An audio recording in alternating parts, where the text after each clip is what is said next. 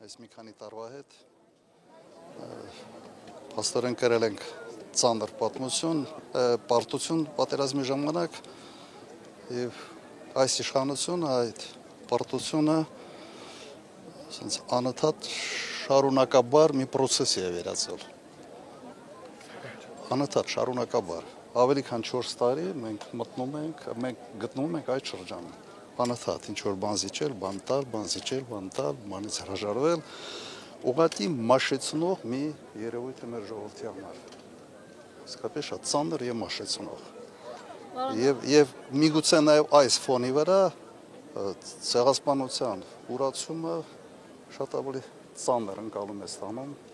շատ-շատերի մոտ։ Պարոն Քոչարյան, երեկ Արթուր Հովհաննիսյան ազգային ժողովում ճեպասույցների ժամանակ ցեղասպանությանն եմ անդրադառնում։ Ասեց մոտիկ չգաք ցեղասպանության թեմային ու չփորձեք դիվիդենտներ շահել։ Մեր արձագանքը, այսինքն իրենց արձագանքը շատ խիստ է լինելու։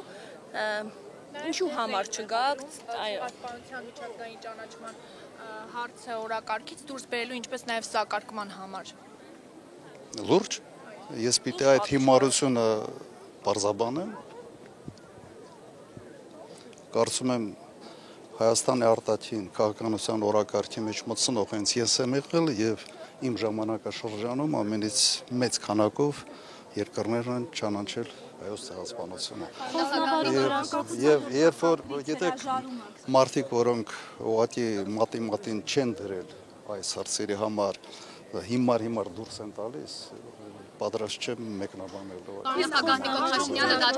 Հրաժարումի մասին այսօր ակնարկներ են արվում, բայց եւ փակ կստացվի իշխանությունների մոտ նաեւ այս կարմիր գիծը անցնել։ Ընդհանրապես եւ այդ ուղղությամբ ջանքերը եւ ընդհանրապես ցեղասպանության ուրացումը բերելու է նրան, որ ուրանալու են մարդիկ, ովքեր փորձում են դա անել։ Իրենք են մոռացվելու մեր ժողովրդի կողմից։ Նիկոլ Փաշինյանը դատապարտել է Հանրապետության հրապարակում Ադրբեջանի եւ Թուրքիայի դրոշներն այրելը եւ դա սադրիչ քայլ է համարում։ Ինչպես է գնահատում այդ արձագանքը։ Ես դες հիշեցնեմ 15 թվականին, երբ Ռուսաստանի դեսպանատան մոտ Ռուսաստանի դրոշն էին փորձում վառել, հետո ոտնատակ էին տվել հենց այն մարդիկ, ովքեր այսօր զբաղեցնում են երկրում բարձրագույն պաշտոններ։ Արտգործնախարար, վարչապետի օգնականներ, մամուլի նախկին քարտուղարներ եւ այլն։ Եթե ընդհանրապես դա անթույլատրելի քայլ է, ապա հարց է առաջանում կրկնակի ստանդարտները Ռուսաստանի նկատմամբ եւ Թուրքիայի նկատմամբ կիրառել են թե ոչ։ Ուղղակի ամոթ է այդ թեմայի շուրջ ընդհանրապես իրենք գոնե իրավունք չունեն խոսալու։ Կրկնակի ստանդարտների Խոսնավարում կրակոցները Նիկոլ Փաշինյանը կապել էր հենց դրոշների այրման հետ։ Այդ կրակոցները թշնամու։ Մեկ ամիսա պատրաստվում են, հա, այդ որ դրոշերը պիտի այրվեն եւ մեկ ամիս նախապատրաստական կրակոցներ էին, հա։ Իրականացնում այդ լավ աբսուրդների դաշ չմտնենք էլի։ Պարոն նախագահ, երկակի ստանդարտների մասին խոսեցիք, երկակի ընկալումներ կա նոյեմբերի 9-ի փաստաթղթի շուրջ։